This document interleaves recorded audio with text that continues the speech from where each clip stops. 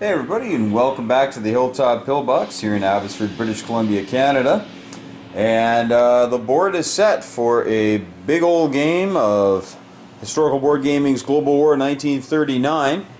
Just going to walk you through a little bit of the setup here. What we've done is we've set up the board exactly for the all the player nations as the setup demands, but we have added a few things just to add a little bit of spice and maybe shake up the status quo. You guys know that when you play these sorts of games, every now and again there's a game where, okay, we have to do this on the first round or disaster will strike, or if this attack isn't successful, then we might as well quit the game and all that. And Historical Board Gaming's games are fairly large, so that's nigh impossible, I think. Even if, I mean, maybe in 1936, if, you know, you get going and for some reason Paris doesn't fall on your Blitzkrieg Lightning War extra attack turn as Germany, yeah, that could be problematic to be sure. But you still would probably be able to salvage a win if you play the rest of the game smartly, because as you know, there are literally in the thousands of dice rolls, and everything evens out over time. So what we've done here is we've beefed up the strict neutrals. We haven't touched anything for the majors as far as units go, but we have beefed up some of the defenses or maybe some of the facilities, and we'll show you what those are right now. So for instance, we've put some hospitals in. You can see the hospital there, and we've put a hospital in every single national capital of every player nation. Okay, the only one that doesn't have one, the only, well, two I guess, is China. Nationalist and Communist China do not get hospitals, but everybody else gets a hospital because they have capital cities. And so these hospitals, how they work, and you can get these neat little tokens from the HBG website. And what the hospitals do, you can build them throughout the game, but what they do here is if there is a battle in an adjacent territory, then any infantry that die you can roll, and if depending on your game meta, like depending on who you're playing with and if they want them to be more useful than not useful, adjust the number. We typically say 6 or less on a D12 or 3 or less on a D6, so a 50% chance that those infantry can head back to the hospital, but we limit it to 3. So if you have a stack of, like, you know, Moscow here, sometimes they get quite a stack of infantry outside, and maybe, you know, they'll have like 30 guys out there. Well, we only limit the hospital to 3. So there's only, you can get 3 infantry back though for free. That'll help defend your capital. And what that represents is just the infrastructure that most capital cities would have had, and probably the ability to call up reservists and you know, as the Germans call the Volkssturm, you know, they bring these guys up who fought in the last war, or ones who should fight maybe in the next one. And so that's what the hospitals represent, and they are they're handy. I think they really add that little element of, you know, well, you're getting your butt kicked, but maybe you can salvage something out of this. So we just put one into each of the capital cities, again, of the player nations. So again, China doesn't have any, and all of the strict neutrals and the pro-ally, pro-axis ones don't get anything. And a country like Poland, okay, poor Poland, you know, they didn't get one either. Now the reason Poland didn't get one, and also Norway and whatnot, strict neutrals were not pumping up, but Poland especially, Poland and Norway we really didn't mess around with, because they, and Denmark, those are countries that are going to be attacked. The Baltic states here that the Russians are going to take, and Norway, we just left those as the setup dictates, because we don't want to mess around with the playability of the game in the first couple rounds. That's not the point of this. And I mean, hey, we could stack a whole bunch of guys in Oslo and say, come on, Germany, good luck. But that's not really what we're going for. Because in this game, unlike maybe in Axis and Allies Global 1940, you know, if you attack one strict neutral, they all turn against you. But in this game, all the neutrals stand on their own. There is no great alliance. So what we do with that is, we do it by a continent basis. So, for instance, let's head over here to South America, and let's just say that the Americans figure that they're going to, I don't know, grab some easy money. So they come down here and they attack Mexico. When they do that, then, we said everything down here goes pro-Axis. Okay? Now, it's doubtful whether Germany or Italy, possibly Japan, would be able to take advantage of that. These remain strict neutral. Sorry, they would remain pro-Axis, but they wouldn't go anywhere or do anything until, of course, the Axis player landed there and activated them with an actual Axis unit. Same goes for here. If somebody attacks Portugal, then Spain and all of the European strict neutrals would then turn to the other side. So we have Spain, which has quite a bit of stuff. Okay, and we bulked up Spain a little bit because they're not supposed to be attacked. We bulked up Portugal a little bit because they're really not supposed to be attacked. Ireland, we bulked up Ireland pretty well. Even gave them a little tank, a little light armor. Sweden, we bulked up because, again, Sweden should remain neutral. All right, but and Switzerland here is supposed to have 6 guys. We gave them 11, and I put some gold paint on the man and the plane because, hey, it's Switzerland. But they also have an air base, and they do have 2 fortifications. So if you're wondering if I stack that up, that's the way it is in the write-up. All right, so you know, if you attacked anything in Europe except for Denmark, Poland, and Norway, because those are part of the game. They are to be attacked. They are bonus points for the Axis. So we can't penalize them for that. So we kept them the same. But if you do attack Portugal, or if you do attack Barcelona, like Spain, pardon me, or Switzerland, or Sweden, then everybody else in Europe will turn pro whatever you ain't. So careful with that. Turkey is part of the Middle Eastern package. And so we have Turkey, Afghanistan, and Medina. Saudi Arabia. Medina is the capital here, of course, before Riyadh. And we bulked them up with quite a bit of stuff. And then we have the African theater, where if you attack one, then all 3 go against you. Again, they don't have a ton of stuff, but it's enough to be annoying. They each have two infantry and an artillery.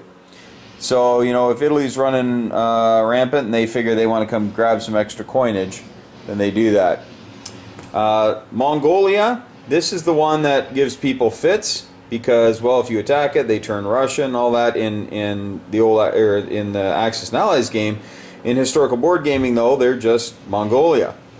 And so in this 1939 game, so we have our little house rule that they are part of the Asian contingent, which includes, of course, Tibet.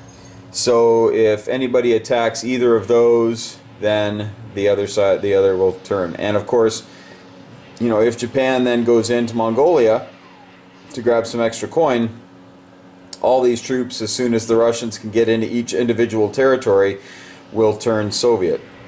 You activate them on your non-combat move, by the way, in case you're wondering. Activate on the non-combat. Now you might be looking at this and saying, well, jeepers, you know, why would anybody, you know, try to fight all this stuff, right, for $1 and $2 total for Saudi Arabia? Like, why would you do that? And more than likely, you know, give, you know, these 4 infantry has $12 worth of stuff to the enemy, and we'll probably lose a bunch of stuff. Why would you do that? Well, that's a great question. Well, the one thing that's nice about it is that all of these ones, when you conquer them, become 3s. Oh, yes, that's true. They become 3s. So all the 1s become 3s, and the 2s become 3s as well. You were getting excited there. You thought they were going to be 4s. But we didn't want to get ridiculous.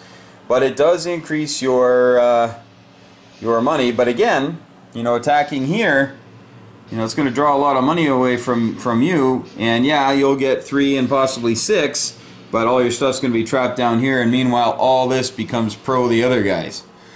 Now the reason we did this, folks, is we're bringing in just a little bit of more playability of the strict neutrals. Otherwise the strict neutrals would just sit here, you roll over them, take them, and we want to make sure that they remain part of the game and you actually have options with them. So you could ignore them, or you can use them to travel through to get closer to where you need to be, or who knows? Who knows why you want to attack them.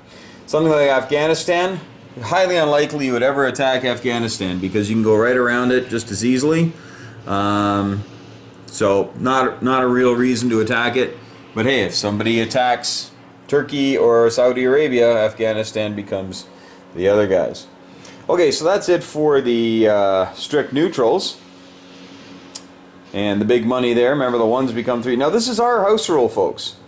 And again, this, to be honest, it rarely happens because since we've bulked up the nations, a lot of people say, well shoot, I'm not going to hand you a whole bunch of freebies. So it's kind of a sometimes yes, sometimes no. The one that gets fought over the most is Turkey. Simply because if the Axis, because the Axis get all this stuff here from Hungary, Romania, Bulgaria, and then they have their own economies, all right, which crank out a fair bit of stuff as time goes on.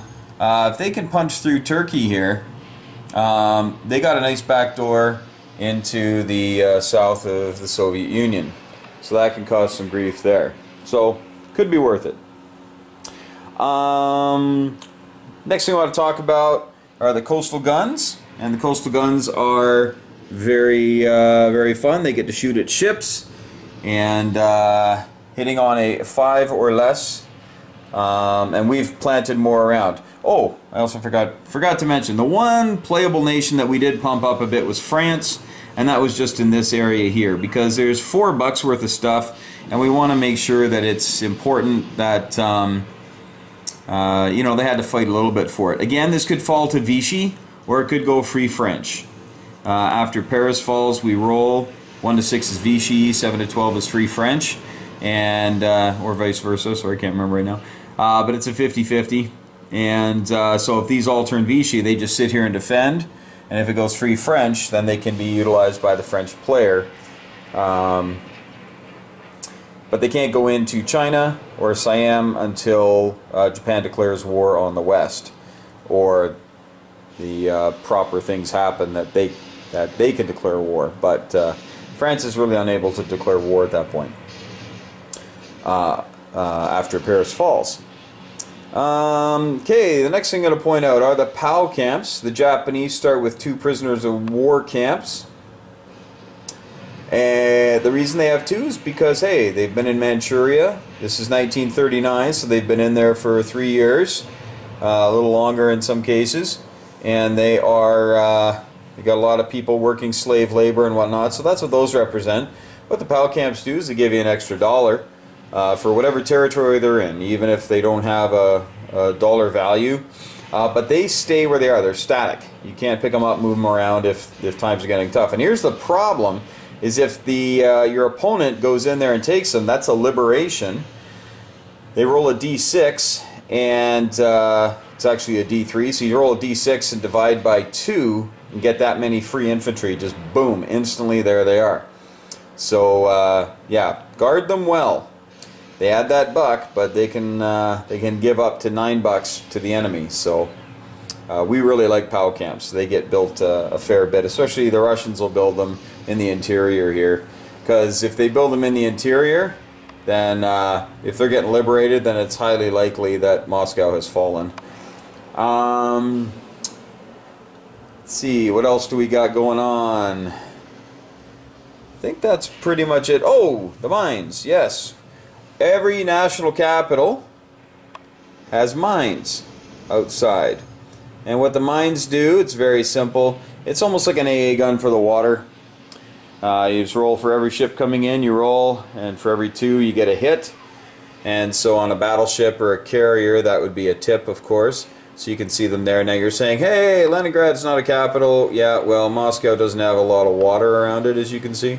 And Leningrad is the old St. Petersburg, which was the capital of Russia for many years, so we'd give a nod to that. But all the other ones, Rome has mines as well. So we tried to be pretty fair there. But that'll just make the attacker realize, hey, there's a little bit of chance. So when the big Calcutta Crush comes along, well, don't try to say that. You're going to say something bad. Anyway, when that happens, when Japan comes to attack Calcutta, those mines, you know, just add a little bit of excitement. We put those outside all the national capitals. Same as if the Americans try to come at Japan. Okay, there's mines there. And we'll probably put one on the other side too, so the Americans can't avoid it. Because everyone should have a little protection of mines from their capital cities. Alright, I think that's everything here. Now, we're going to be hopefully getting guys together to play in not too long a time. And we will bring you the updates. Let you know how things are going.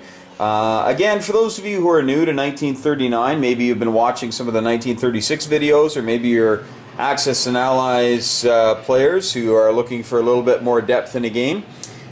This is my recommendation. This is mine. This is, I think I said on a previous video, this is like the creamy middle between Axis and Allies Global 1940 and Historical Board Gaming's 1936.